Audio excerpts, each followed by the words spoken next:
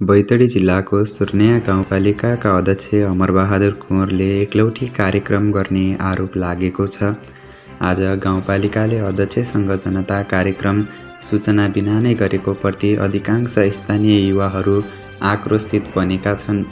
गाउँपालिकामा विगतदेखि एकलौटी निर्णय र कार्यक्रम गर्दै आएका अध्यक्षले अधिक कार्यक्रममा उपाध्यक्ष मन्जु बोहरालाई समेत जानकारी दिएको छ।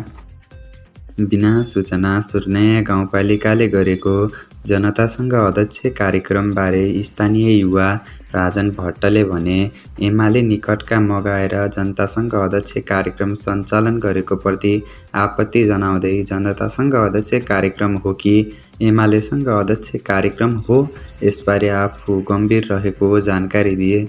अर्का युवा धर्मसिंह महराले भने, एकजना पत्रकार बोलाएर मात्रै जनतासँग अध्यक्ष कार्यक्रम हुने भए ठिकै छ।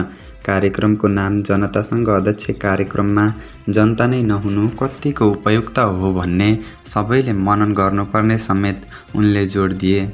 यता सुर्नेया गाउँपालिकाका सूचना अधिकारी प्रकाश साउदलाई जानकारी दिन खोज्दा केही थाहा नभएको बताए। उनले भने, आफू गाउँपालिकामा गएर बसिराख्छु, खासै कुनै जिम्मेवारी दिएको छैन, यसैले सूचनाबारे आफूलाई कुनै जानकारी नभएको उनले जिकिर गरे।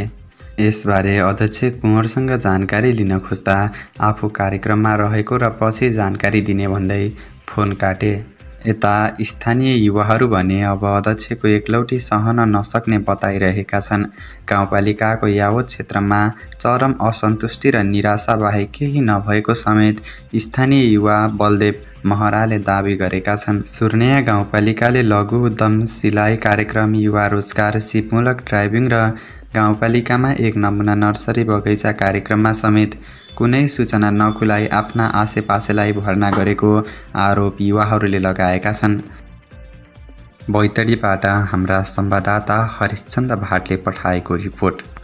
यदि तपाईसँग पनि कुनै सूचना वा समाचार भएमा हामीलाई खबर दिन नबिर्सनुहोला।